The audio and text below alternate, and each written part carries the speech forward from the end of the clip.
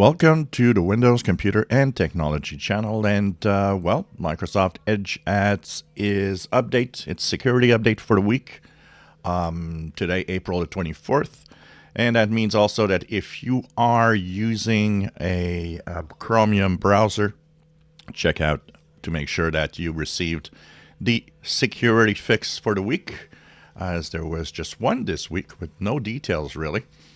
So on Edge, you go on the upper right corner, 3 horizontal dots, go into Help and Feedback, then you go into About Microsoft Edge, and you will be sent to version 135.0.3179.98, and it contains, of course, a security update, and it contains apparently some various bug fixes too.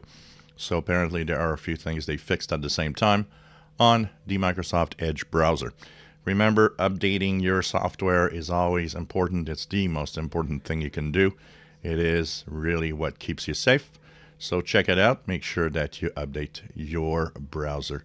Chromium browsers probably have that security update also, so check that out to stay safe. If you enjoy my videos, please subscribe, give us thumbs up. Thank you for watching.